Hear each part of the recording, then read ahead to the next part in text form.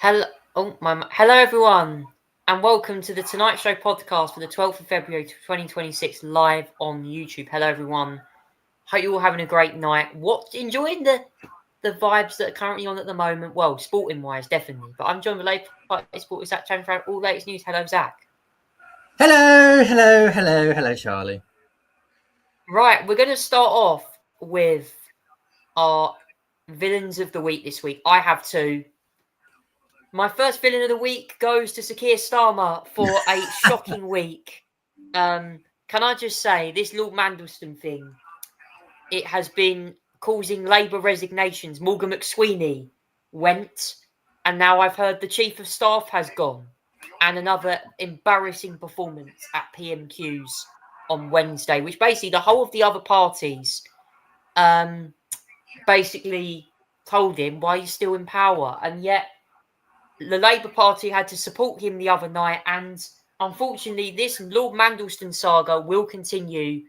And we've got a Gorton Denton by-election happening very soon, and I know that for full well, votes definitely will probably go to the Greens at this rate, Labour, and the Reform definitely will get a huge amount. So, yeah, Sir Keir Starmer having a very bad week, not to mention what's been happening with even Diane Abbott coming out saying that he should stand down. I mean, Diane Abbott, first time I've ever agreed with her on what she said. I believe that Starmer's days are pretty much gone. And obviously, Labour leadership there's been a big talk of Labour leadership. I'm going to get on to Zach about this. I mean, well, it seems like Labour are all unravelling. My second nomination this week goes to Lindsay. I'm going to go for the United States. I'm going to go for Lindsey Vonn and the United States Olympic team. Can I just say the Olympic skiing team and Lindsey Vonn? Can I just go with this quickly? Because, can I just say this? Obviously, currently at the moment, we've got the Olympic Winter Games on in Milano Cortina in Italy. We're going to come on to that a bit in the show and round up some of the action from the games this week. I have particularly a lot to mention on the snow and also down in the sliding centre as well, where we've had the men's skeleton heats today as well. But can I just say one thing? Lindsey Vonn had an anterior cruciate ligament injury, which she crashed out about a week before the Olympics in Switzerland, and she had not apparently skied professionally in 5 years. She lasted 15 seconds into her downhill run a few days ago and crashed. I have to say, with a rebuilt ACL and training, most football players will be off for up to a year with this injury. The fact that Lindsey Vonn went and competed, and she said she had no regrets during this event. I mean, look, this is what we're on about here. You know, being airlifted to hospital, and you know, I mean, can I just say, it was reckless. It was a reckless decision for her to compete when she had an injury that you should be resting with this injury. It was obviously that she was going to go for this. But why would you decide to risk your life taking on? And look, that's the fall there. She's in God knows how much pain she's in. I mean, this has to be one of the biggest mistakes I've ever seen at Olympic Winter Games, where, you know, she just couldn't even turn and crashed her skis. I mean, wow. I mean, that's the injury there. It's a horrible injury. I wish her well for a speedy recovery, but why would the United States let her compete like this? Zach, I'm going to come over to you now. What's your villains of the week? What do you think of my relations as well? I get your point on that one, especially both of them. My villains of the week for me is, Sir Keir Starmer's inner team, I think, and probably himself. To be fair, the whole Labour Party can get a villain of the week for me. To be fair, it's been a complete and utter shambles this week, but somehow he survives after all the speculation. Would he be on the ropes? Would he on the everything as well? He's still here. He's still surviving, still in charge. But I don't think it's the worst of it yet, to be honest. Let me just tell you what happened. Started the weekend.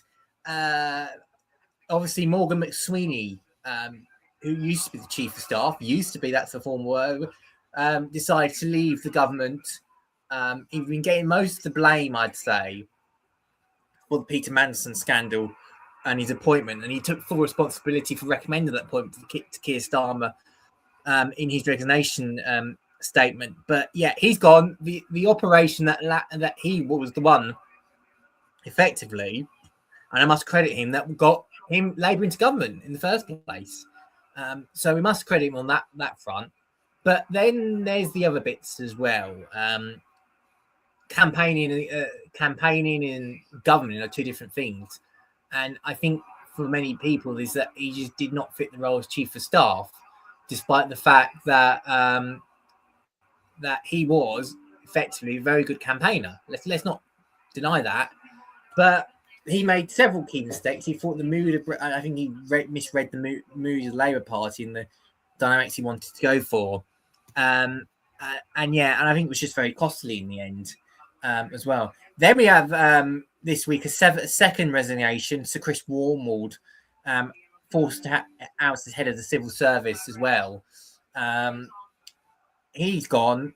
He mutually agreed to leave as cabinet secretary, and he's gone. So he's been replaced by a couple of people actually in charge. The favourite for that role, by the way, as permanent one, is Antonio Romeo.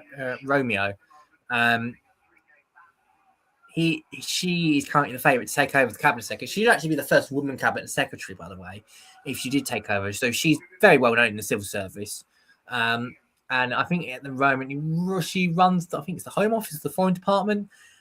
She's the favourite at the moment, but she's actually in acting temporary charge alongside two others as well, I believe, who are helping out on a temporary basis. So he's out as head of the civil service for now. Then there was Keir Starmer's chief of communications went as well. So if you think if you think 1 or 2 is not enough, I mean, he went today, but although it looked like he was coming his way out anyway. But if you think 1 or 2 was gone, then the director of communications was another one as well. Tim Allen, that was his director of communications. That's the 4th communications director, I think, in like a couple of years now since Keir Starmer's been in charge. He stepped down after only 5 months in the job. He said in a brief statement he decided to stand down to allow another team to be built. I wish the PM and his team of success. That's all. But yeah, he resigned as well. So he's gone and he's going to be replaced as well at some point. I mean, they don't have a permanent director yet as well. So they don't have a permanent chief of staff. They don't have a director of communications yet. They don't have a permanent head of civil service yet or cabinet secretary. So yeah, he's there. That's 3 gone. And then there was all the rumblings on the backbenches as well, saying that Keir Starmer should go and all that sort of thing as well. There was one senior name in the Labour Party that did call for go. Anna Sarwar on Monday made a 2:30 news conference to announce that Keir Starmer should resign as Labour leader and get new leadership in.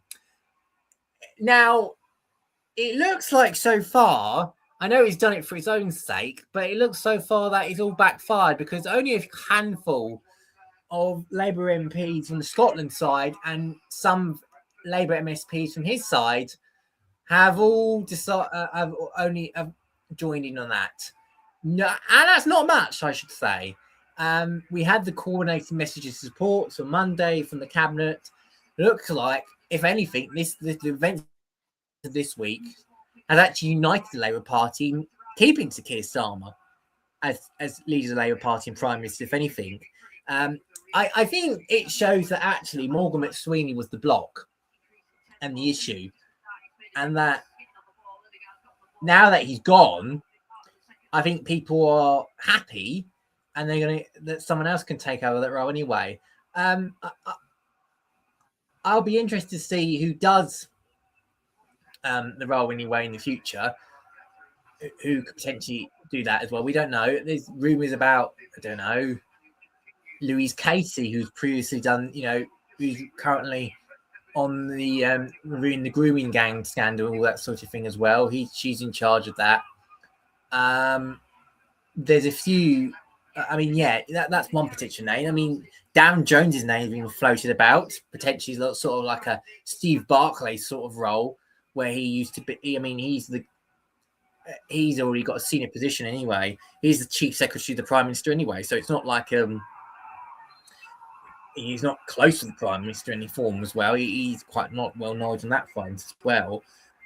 But yeah, it's been a hell of a week, and it's still going to come along the way as well, because Parliament's going on recess next week. But then they're coming back the following week, and as well, we are led to believe we're going to get the first bunch of Mandelson files, as they say, potentially released to the public to see what sort of communications there have been with Peter Mandelson and anybody within the Labour Party. So this is going to be an issue. This will be an issue. Still yet to weekend. It's not only that, the Mandelson stuff. You got then Matthew Doyle, who has admitted to helping out a paedophile, a convicted paedophile as well, and still have communication and contact and support for him. He's no longer now been suspended from the Labour Party, no longer taking the whips in the Labour whip in the House of Lords. So yeah, it's still a matter of peril, and there's still questions around that appointment as well, whether due diligence was even done on him as well. I mean, it's just, you could forgive once for poor due diligence for Peter Mandelson, but due diligence twice is quite as bad as well. So yeah, the Labour Party from this week is the villain of the week. I have to say, it's sort of, if anything, we knew that Keir Starmer was a bit on the edge on the Monday, and then turns out he was safe by the evening. But I think there's still more to come potentially. Who knows? The Mandelson files have still not been released yet. They're coming hopefully in a couple of weeks' time. There's still a lot more to happen. I think that's going to be happening. The longer he stays in power, the more they're going to get damaged at the local elections. And I honestly have to say, a lot of Labour voters want him to resign and get a Labour leadership contest on, because honestly, I think Reform UK are going to love this, because they're going to get big gains out of this, I think. And not just the Reform UK, but the Greens, other parties, particularly this Gorton Denton by-election. It seems to me that the trust amongst Labour voters is cringing now. And, they all want to move to Greens. And the thing is that this Peter Mandelson thing is serious. A guy who had close links to Jeffrey Epstein gets appointed as a US ambassador role to the United Kingdom or United States, and as a result, UK ambassador to US. As a result, is a friend with a convicted criminal, and raises questions around the authority of the Prime Minister. So it's like Boris Johnson hiring Chris Pincher. This is the exact same thing with Keir Starmer hiring Peter Mandelson, and I'm sure a lot of Labour MPs are not very happy with the vibes at the moment. Comment down below, guys, what you think. Also, as well, we had a horrible stabbing the other week in a school as well.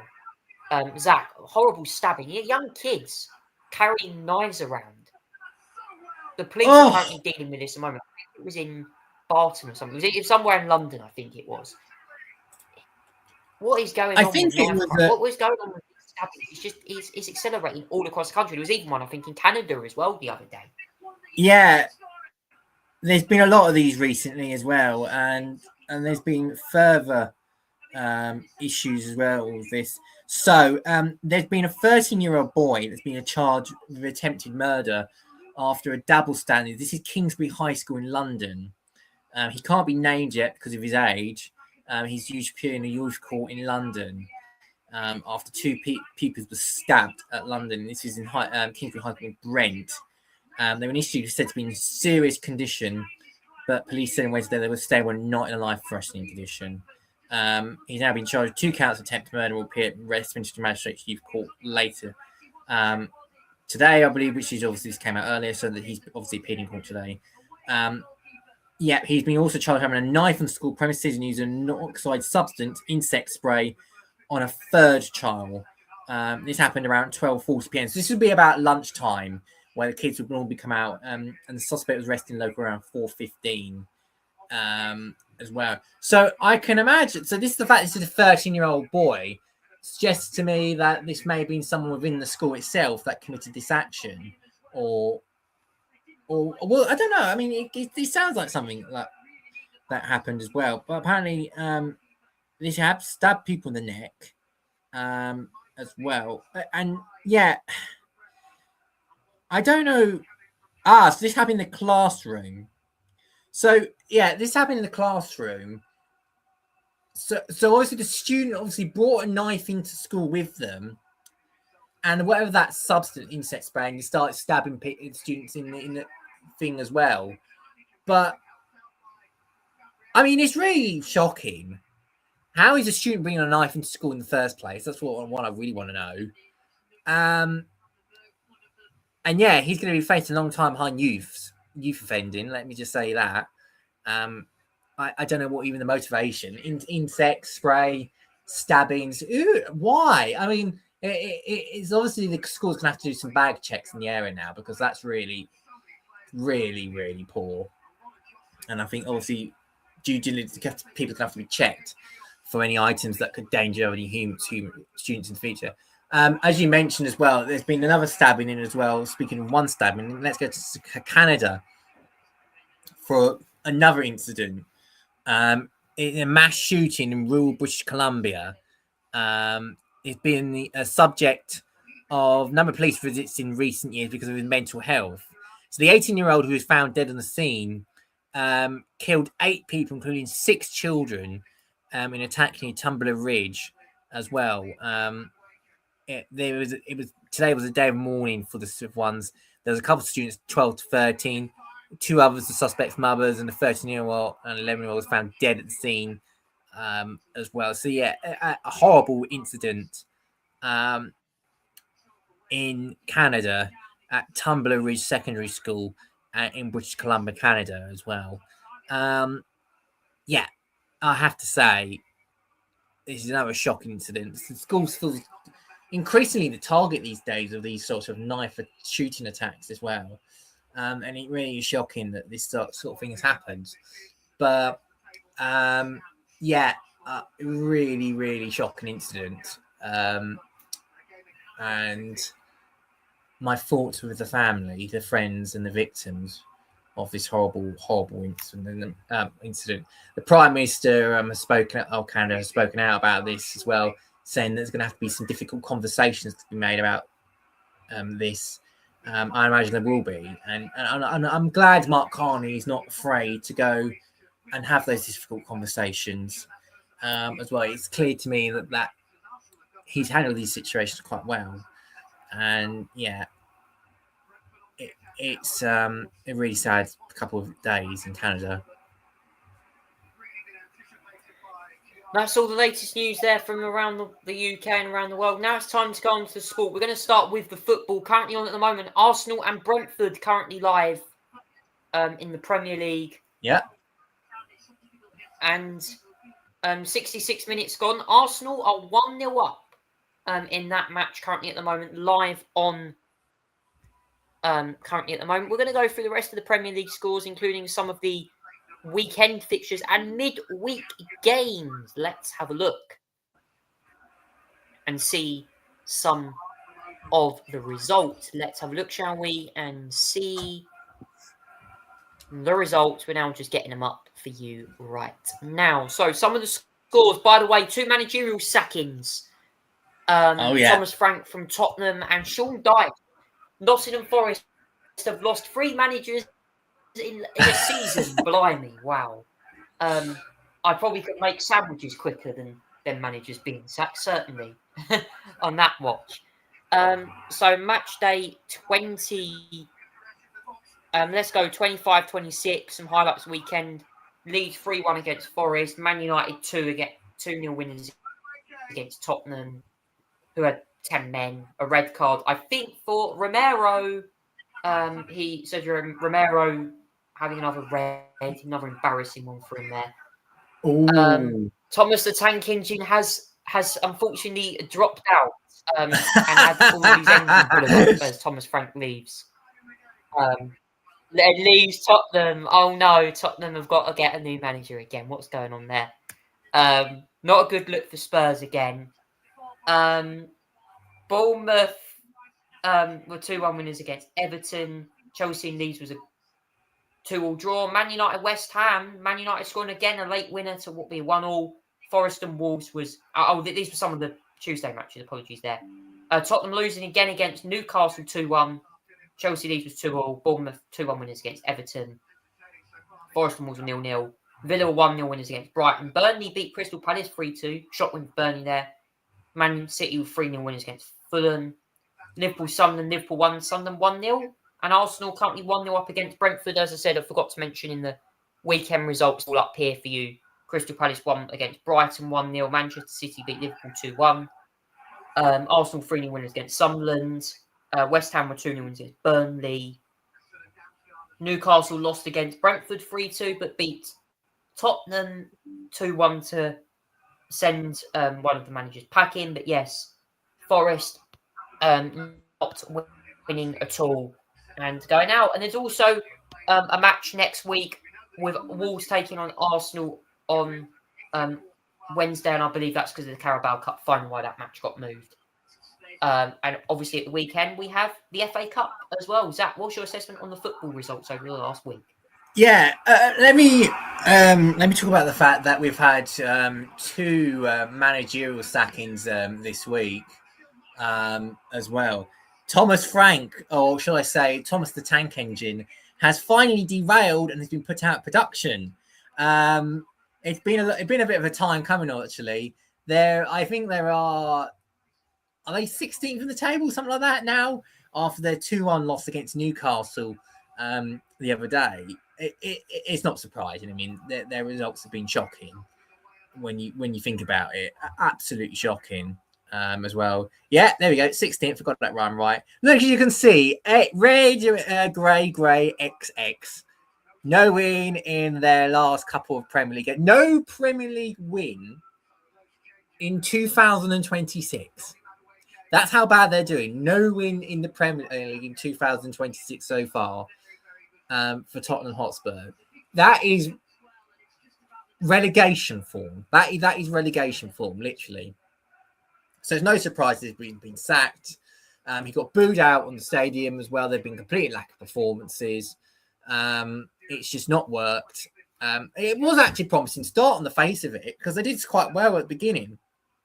With only a few minor losses now and then. I think they did quite well at the beginning, and they've just fell off the form. The wagon has completely fallen off, and they were off. So Newcastle beat them 2-1. I mean, Newcastle haven't been the strongest form recently. Yeah, they've done well. They've actually won away from home, will you believe it or not, as well.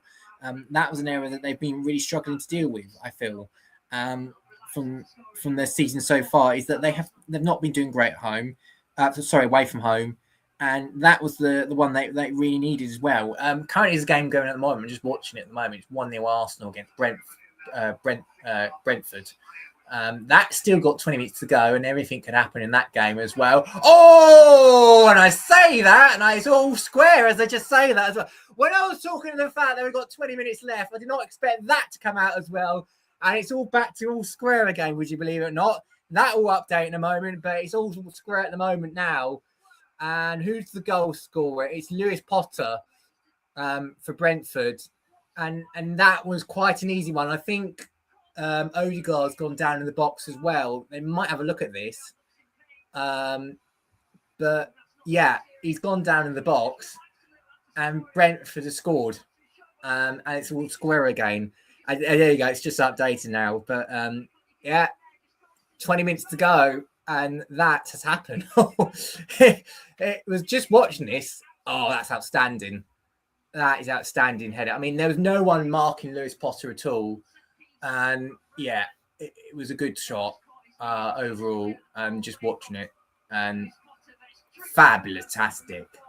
Really is fantastic shot there. Brilliant. And Keith Andrews looks happy nevertheless as well. But going back to the results anyway, so that's now 1-1. Liverpool won 1-0 against Sunderland. That was an opposite of what happened previously before, because their first game was 1-1. But Liverpool have scored one against Sunderland. That was a crucial victory to keep them in the Champions League hopes as well. Manchester City, 3-0 victory. This will be a 4-point gap between them and Arsenal if this remains the scoreline at the moment. That's great game by Manchester City. All 3 of the goals in the first half. Burnley, very surprising result for them. Crystal winning 3-2 against Crystal Palace. Crystal Palace continue their dip in form as well. Aston Villa got one over Brighton 1-0. I think that's one winning 13 now for Brighton. Yeah, they're the ones that I need to keep an eye out for. Nottingham Forest 0, Wolves 0. A sacking for Sean Dyche. Not good enough the performance there as well for Nottingham Forest. They only had enough. Sacked him at midnight, and off he goes as well. Victor Pereira, he looks like he's going to be the new manager. Now, Victor Pereira was originally at Wolves as well before he got sacked and went on a terrible run as well. So, yeah, that will be like to be Victor Pereira. He's going to be the new coach at Nottingham Forest. West Ham just about drew against Man United. I'm afraid the bloke for United stand as well is not getting his haircut. I'm afraid it was supposed to be 5 consecutive victories to get his haircut. I'm afraid West Ham has ruined that for him. 1-0. Yes, and there's been some news about Jim Ratcliffe as well. Michael Carrick. A comment from me. Still defeated under Michael Carrick, but the bloke who's now not had his hair trimmed for 195 days I think, until United win about 5 games in a row. He's going to have to wait even longer now to have his hair cut. Would you believe it or not? Sorry, lad. Bournemouth 2-1 against Everton. Chelsea drew against Leeds. Surprising result there as well. Chelsea were 2-0 up against Leeds, and then, you know what happens then afterwards. And then we went for the Newcastle result as well against Tottenham. But anyway, moving on, because we have the FA Cup this weekend. There's no Premier League this weekend. I know we mentioned that Wolves v Arsenal is next week as a rescheduled fixture because they can't play on the weekend of the Carabao Cup final because they're playing in it. So that can't be done that weekend now. So they're rescheduling it to Wednesday instead, where it will be played at 8 o'clock on Sky Sports instead. But anyway, tomorrow night onwards from this weekend, it's the 4th round of the FA Cup. The glorious fixtures we look forward to seeing as well. There's 2 fixtures tomorrow. Liam Rossino has a reunion with Hull City because he's away at Hull City. His Chelsea team go to there as well at 7:45. And then there's Wrexham v Ipswich at 7:45 as well. And then Saturday is loads of games. So I'll point out some games to look out to. 12:15, but a West Ham away to Burton Albion. I think that'll be a good one. And then there's some 3 o'clock games to keep an eye out for. You got Norwich City against West Brom, Burnley, Mansfield, Southampton, Leicester, Port Vale, Bristol City, Manchester City v Salford City. That's another game they're playing against Salford twice in 2 years. That's been drawn as well. 5:45 is Aston Villa v Newcastle. And then Liverpool v Brighton is the game of the weekend at 8 o'clock on Saturday. And then Sunday, there are 4 more ties. There's actually more than 4 ties, actually, would you believe it or not? There's 5 ties on that game. You've got Birmingham Leeds at 12 o'clock Sunday. Grimsby Wolves at 1:30. 2 o'clock games involving Stoke City and Fulham. Oxford v Sunderland at 2. 4:30 is Arsenal v Wigan. And then Monday, Macclesfield Town tries to do another upset on a Premier League side, this time against Brentford. That's Monday at 7:30. We got the rescheduled pro game against Wolves and Arsenal. And there's also UEFA Champions League and Europa League and Conference League action next week. So there's out in the British interest as well next week. Newcastle in the playoffs. They are away in Azerbaijan to Karabakh on the Wednesday. That's the one to keep out for. And then there's some interesting fixtures as well. Benfica, Real Madrid. You know, remember last time the group stage, that was a bit chaotic. all sorts of winners there as well. Dortmund against Atalanta, no one to look forward to. Bodo Glimt, Inter, Club Brugge, Atletico Madrid as well. On the Thursday's Europa League and Conference League action. So let me tell you what's going on in the Europa League, where there is British interest as well. Nottingham Forest, who've recently sacked the manager, are going to be going to Fenerbahce away in Istanbul. That's going to be a long journey and a tricky journey for them. 5:45 for that one. And then Celtic as well, under Martin O'Neill, go to Stargate for their first leg of their playoffs. So this is a first leg. This is over 2 legs as well. And Crystal Palace are in the Conference League action. They're also in the playoffs as well. They are taking on against Zurich away as well. That is the first leg next week. And then they're at home away for the opposite leg the following week as well in the Conference League. So that's all the Conference League, the European football and domestic football coming up over the week ahead as well. I was going to say, Zach, before we move on and do the F1, what was your thoughts on Jim Ratcliffe's comments about Britain being colonised with migrants? Oh, please. I mean, it's such an arrogant comment. And I have to say, it's a bit rich coming from someone who lives in a tax haven in Monaco, who pays no taxes at all, to complain about Britain's issues when he's an immigrant himself in Monaco. And I think it's really bad for a football owner, especially to say this sort of things, especially when half of the players that are playing there could technically be classed as immigrants because they're not British players. Half of them are foreigner players.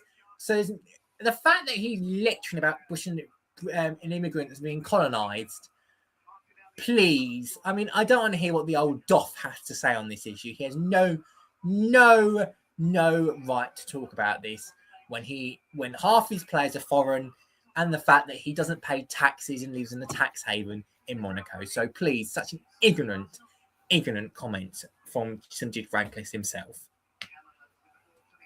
Anyway, let's move on to the Formula One now. We've had pre-season testing taking place in Bahrain for the start of the F1. We've had some interesting developments, including how Active Aero plays its part with the new regulations.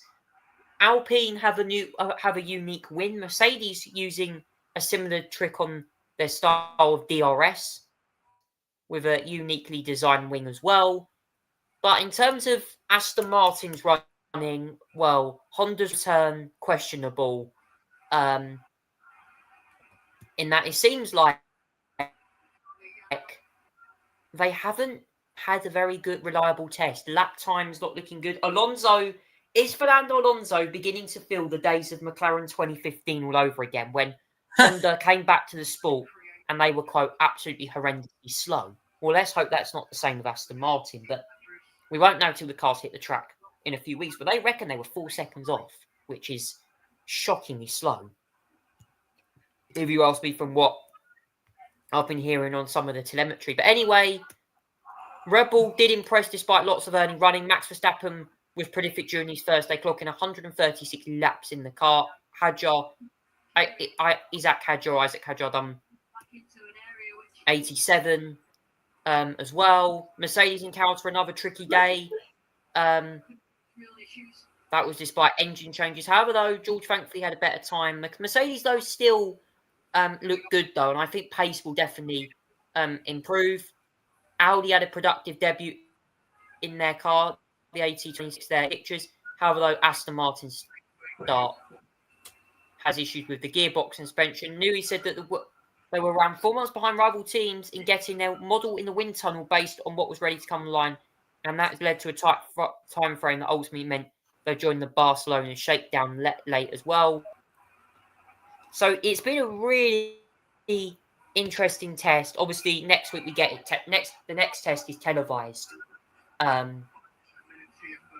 For sure, that will be a fully televised one. We only had 1 hour televised sessions for this. But obviously as well, Max Verstappen has commented today about the cars. He basically called these new F1 cars, quote, Formula E on steroids.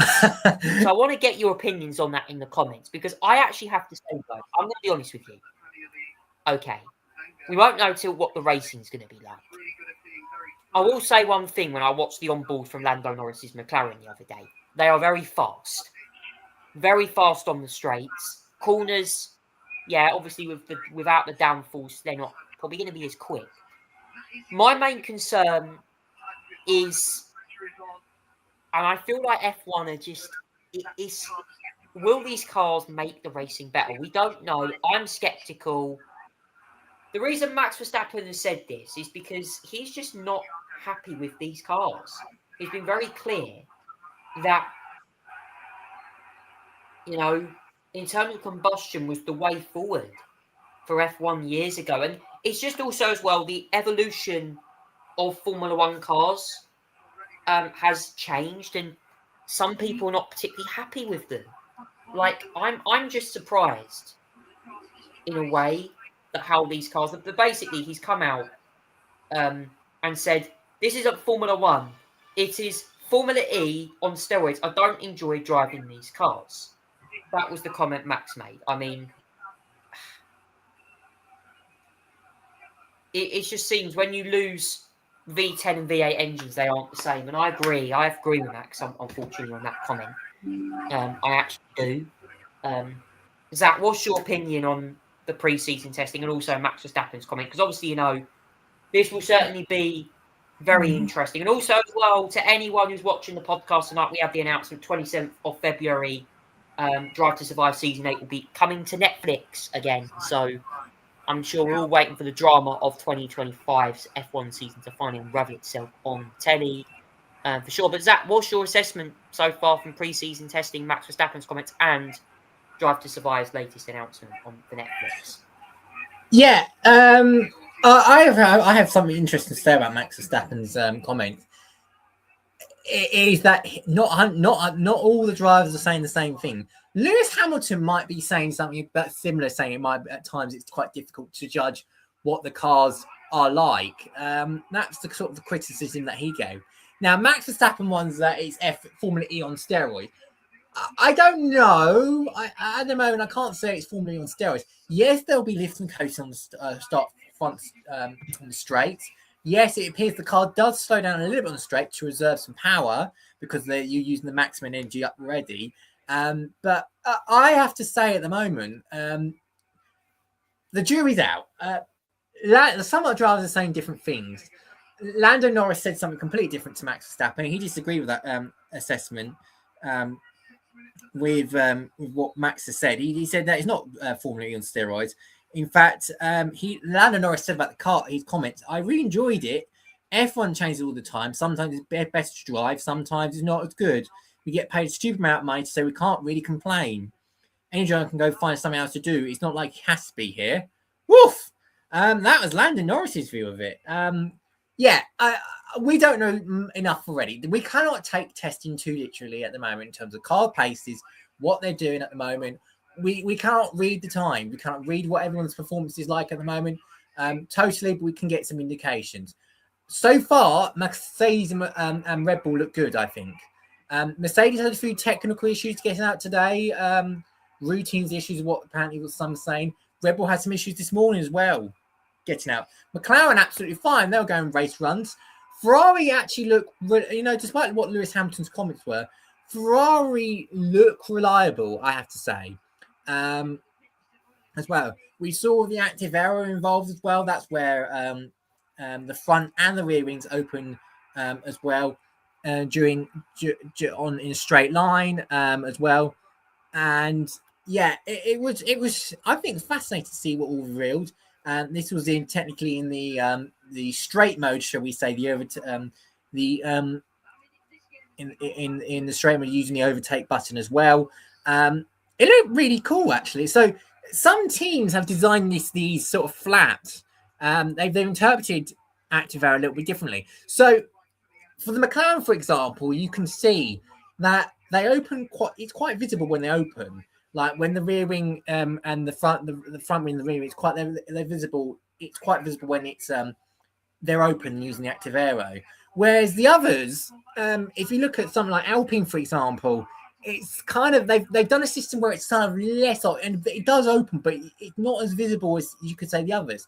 Now that's an interpretation of the sort of regulations that different teams are taking up, and it just be whether how it affects performance. as well is remains to be seen because it's their one's a little bit different, and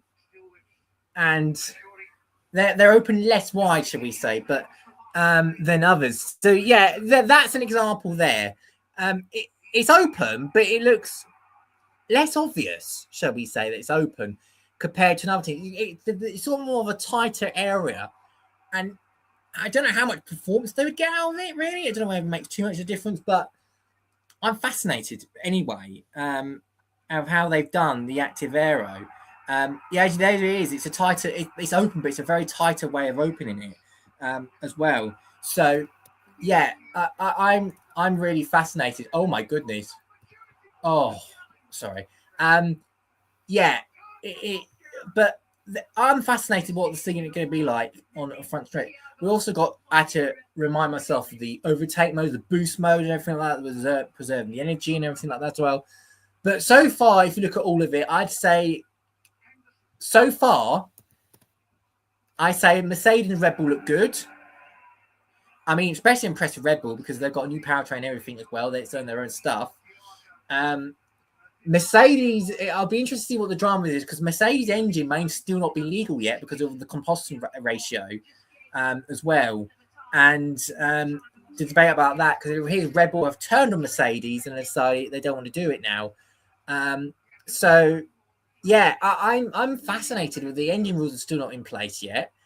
But they do look good. McLaren have been decent from what I've seen as well. I think they've looked good. Ferrari have been reliable. The other ones, I mean, I'm not sure. I mean, Alpine, I can't really judge Alpine. Audi's running lots of runs. Ferrari have done race simulations, which shows you where they're at as well. Aston Martin really poor so far.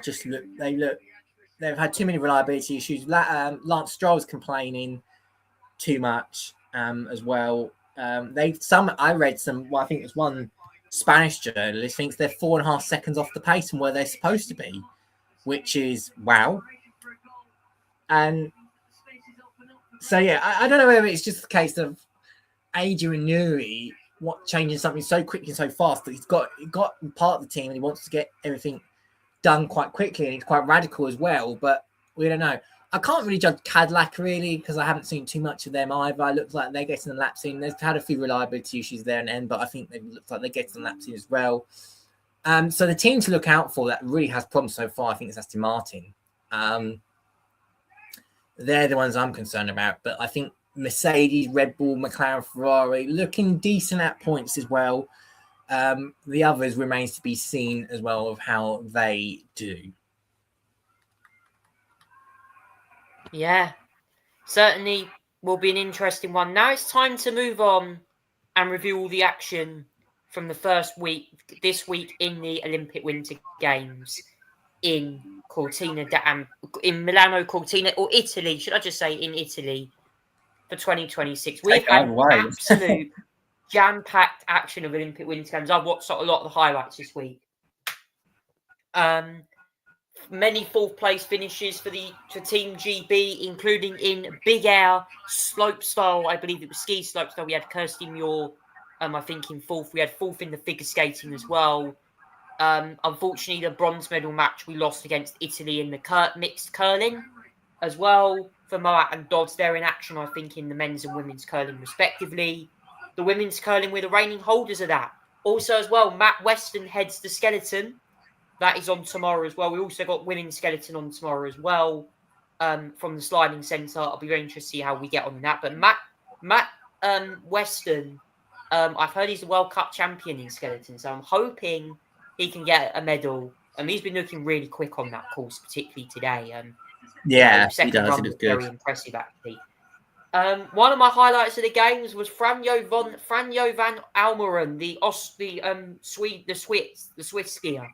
Can I just say, Von Almeren has won 3 medals in a row at these games.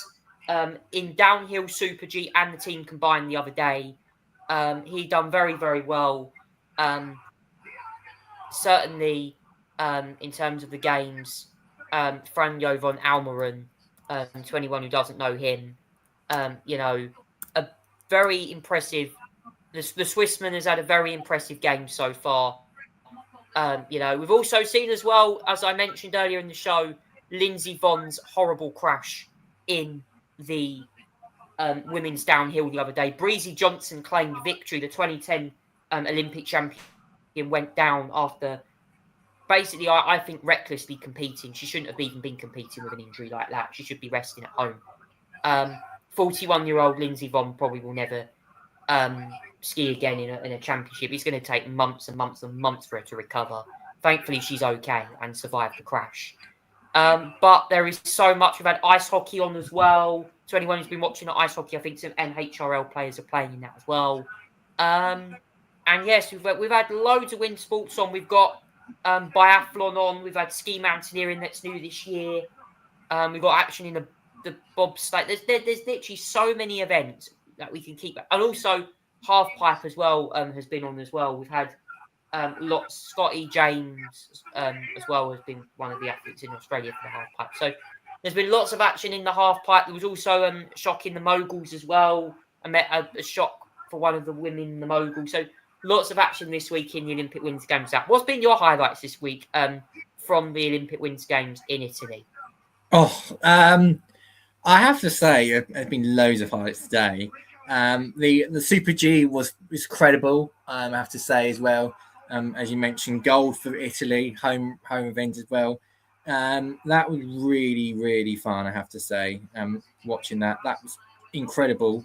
Then you had the men's mogul skiing as well. Chris Woods getting gold in that one for Australia. Incredible looking at for that one as well. That was really, really, really, really good, and I was thoroughly fun looking at that one. As well, the luge team relay, Germany won gold in that one. I see that. I mean, I've watched the team luge. I thought that was very entertaining and having to short that as well. Then you get the short track as well. The Netherlands winning gold in that. I thought that was pretty entertaining from the bits I saw of that as well. The women's. Then there was the short track as well. Netherlands as well. The women's 500 meters winning that one as well. The skeleton.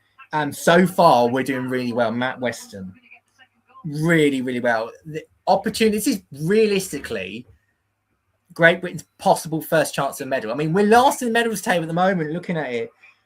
But Matt Weston is doing really, really well. Winning the first heat, winning the second heat of the men's skeleton. Really, really good at runs as well. And he's doing fabulous, absolute fabulous in that one as well. I've been thoroughly enjoying that as well. Yeah, that one's really good. I'm just going through. Oh, the speed skating. I should mention as well. The speed skating has been really good. That was incredible, by the way, speed skating as well in the women's 5,000. Francesca Lollobrigida winning the skis, the 5,000 meters by 1/10 of a second. That honestly, I watched her lap.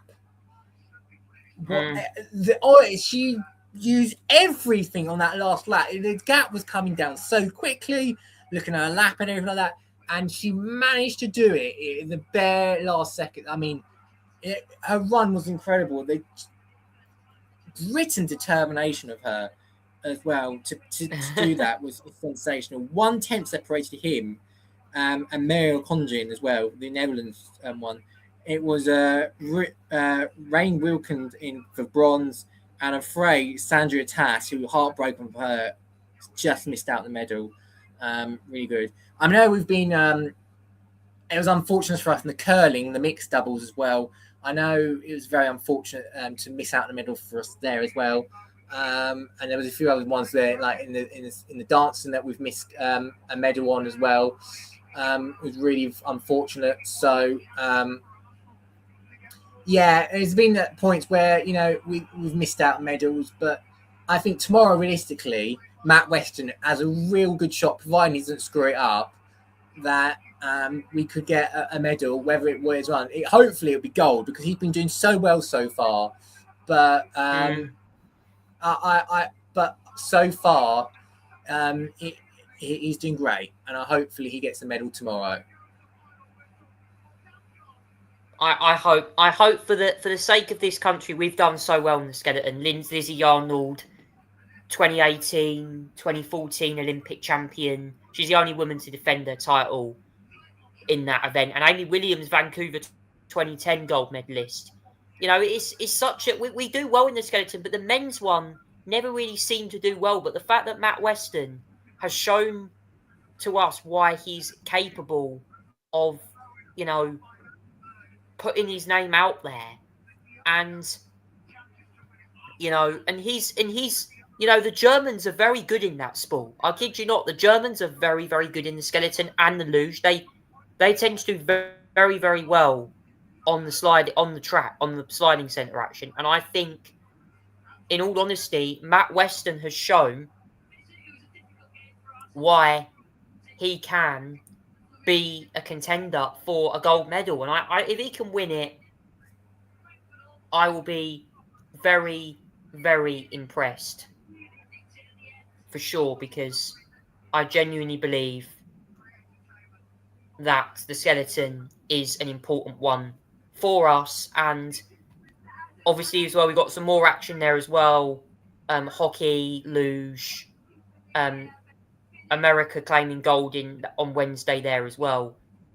But just looking at the heats, you know, it was clear to me when you look at the heats in the skeleton that Matt Weston after Heat 2 is currently on top at the moment in that one. Ahead, I think he's ahead of one of the Germans who has been challenging for us for gold medal. And I think, so he's ahead of Axel Junkert and Christopher Grover, who I think is the reigning champion from Beijing, that occupy the top three. Marcus Wyatt is in 7th, the other Team GB challenger, who will be wanting to put his first 2 runs behind him because he didn't look particularly great.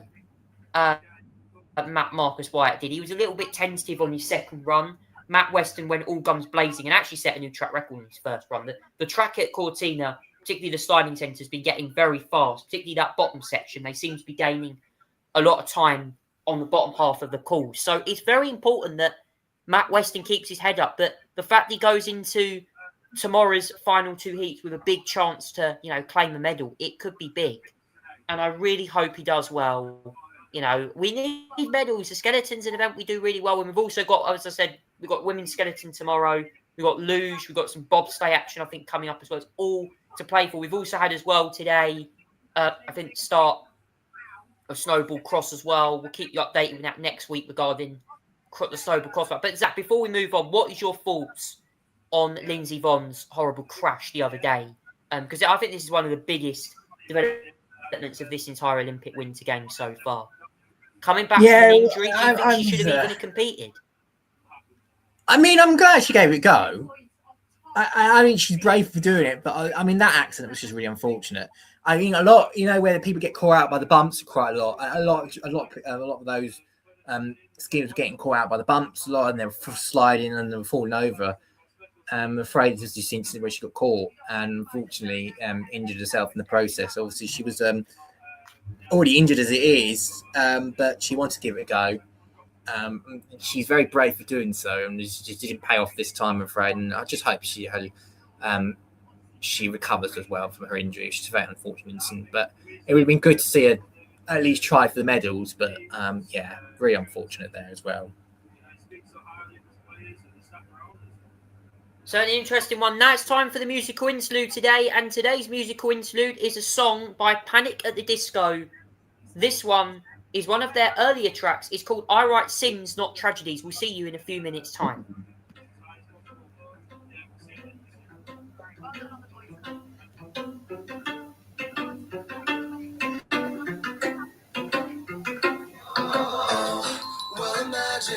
As I'm pacing the pews in a church corridor, and I can't help but to hear, in exchanging of words.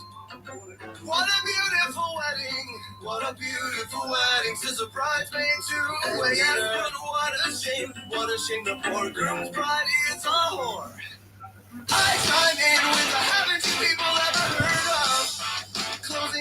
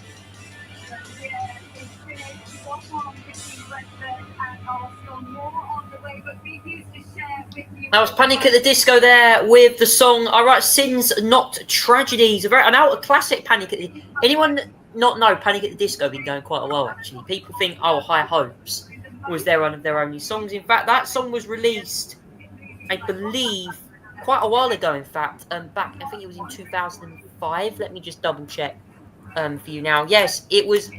It's an old song. Yes, I Write Sins Not Tragedies came out in 2005. It was on their album A Fever You Can't Sweat Out.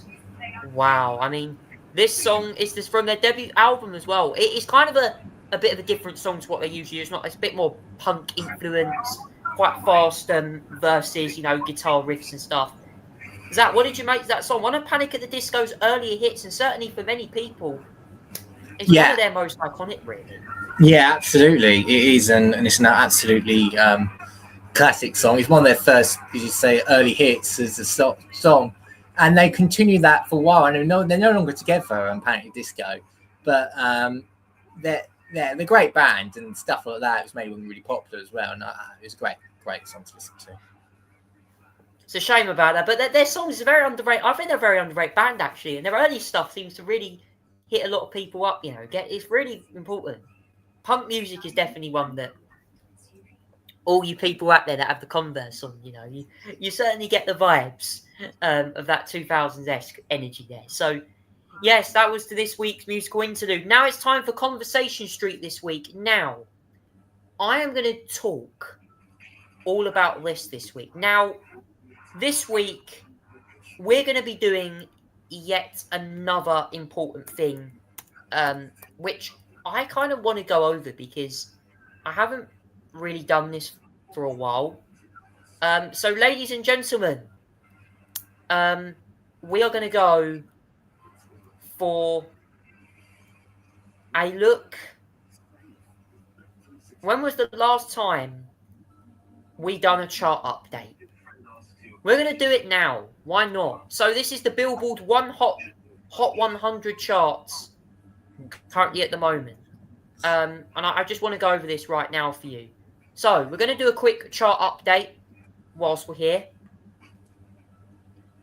This chart equates to some of the songs that were released up to February the 14th. So let's have a look at some of the songs on here. So at number 1, Rain Dance, Dave and Thames goes in number 1. Where's My Husband is up to number 2. End of the Beginnings at 3. Aperture by Harry Styles down to 4. Fate of Ophelia stays at number 5 by Taylor Swift. So Easy to Fall in Love and Rein Me In by Sam Fender and Olivia Dean. Olivia Dean 6th and 7th. I Just Might, Bruno Mars' latest singles down to 8th. Lush Life by Zara Larson's 9th. New coming in, Noah Khan, The Great Divide in at number 10. Man I Need stays at 11. Olivia Dean. We've got Diana Hill, Sienna Sparrow. We've got Pink Pantheress with Zara Larson at Stateside. At 13, I Run Haven featuring Caitlin Aragon at 14. Affiliate Taylor Swift staying at 15. Olivia Dean's Couple of Minutes goes up to 16. Ordinary Alex Warren stays at 17. Golden Hunter, I can't pronounce that name. Sorry, that's at number 18. Sonny Fodera, DOD, and Poppy Bascom with Think About Us at 19. Mike Just Some, Zara Larson. Currently the top 20 at the moment in the Billboard Hot 100 charts. What's your assessment on the current charts at the moment? Yeah, obviously this is the UK. I'm glad you found the UK one. Rain Dance at number 1 is not surprising. Be quite long longevity in that one. Ray's still doing really well. I think people are stuck in 2025. People are still obviously listening to Stranger Things and everything. The Stranger Things impact is there as well. Harry Styles obviously got that week at number 1 now. The song's fallen a little bit. I don't think it's obviously as commercial as his previous songs, hence why it's fallen a little bit. But otherwise, it's decent to listen to. I mean, it's different. I mean, as an artist, you're big enough to experiment, and you're not going to get as much wrong in here. But ayo, it's at 4, and it did get a week at number 1, which is the main thing they wanted as well. Taylor's strong at 5, decent to see there as well. Olivia Dean's still going strong, 17 weeks on that chart, and number 6 as well. Raimi and still doing really well. Sam Fender, that's a marvelously long track as well. Bruno's still doing well at 8. Lush Life is back in the charts, you believe it or not. She's had a bit of a revival. I don't know whether it's because of a tour or anything, but it's incredible to see that revive. Noah Kahan, welcome back, my friend. You're only from Stick Season. He's at 10. I mean, he's performing that song to fans, I think, on tour for a while, and it was very popular, so not surprised there as well. Yeah, it's usual. 13 states are going a bit down. I Run as well. Opera Tiles, that one got music really recently. So yeah, no surprise to see that up high as well. And really nice signs up there, 20 as well. That's incredible when you think about it as well. Now you've gone to the American charts, I see. So this is the Billboard one. Now this one's starts to get a little bit sneaky into the UK charts, by the way. But this is number 1 in America. I can see it twice. It's a lot of County. It's called Choosing Texas. An interesting bit of Texas there as well. Man I Need, yeah, that's still popular there as well. I mean, she's pushing that there as well. And yeah, it's the usual to expect. And like Sir Alex Warren, Mars, Somber, Noah Kahan as well as doing popular. DTMF has recharted, as you can see by Bad Bunny. Bad Bunny, who's the one that performed at the Super Bowl. There's been a lot of divided opinion on that, I have to say as well. I actually really, really liked Bad Bunny at the Super Bowl performance. I thought it was very fun. I thought it was fantastic and a uniting message behind it as well. And it's just the same. The Sados who watched the Turning Point USA stream decided that they rather eat their fish or whatever it is than drink their beers and try and drive a truck. I mean, you can bloody well buy it and do that anyway. So I don't know why you listen to that drosh than listen to what Bad Bunny Entertainment. The president wasn't happy. Well, tough. Get used to it. I mean, yes, I had no understanding of Spanish whatsoever, but my goodness, wasn't that entertaining?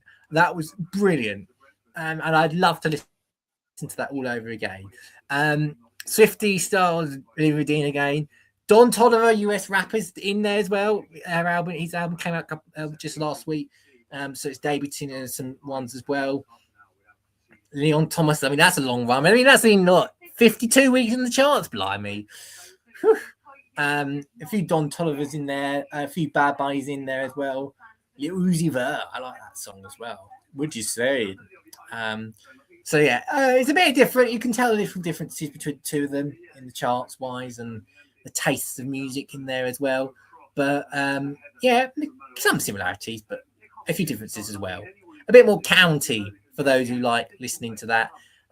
Just not the ones that Turning Point USA decided to put on as the alternative halftime show. And this one's for Charlie Kirk. Well, is there anything for Charlie Kirk these days? I mean, ayo, come on.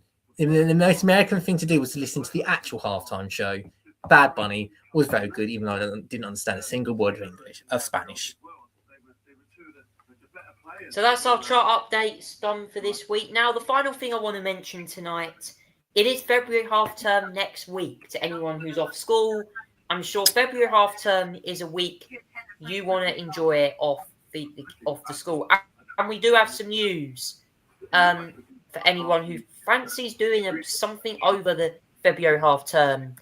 Well, we have your list of things to do over February half term. What is there to do around the local area? Well, things to do in Essex for February half term, always good. I mean, we cover local news. I want to cover local news. Now, obviously as well, just be careful if you've gone up to Braintree recently. I know there's been a stabbing. Rhiannon, obviously, as I said, Rhiannon Jones got stabbed, I think, a couple of years ago. And there was I know there was a big protest up there the other week. Tommy Robinson attended a demonstration. Zach, what did you make of that demonstration with Tommy Robinson in attendance?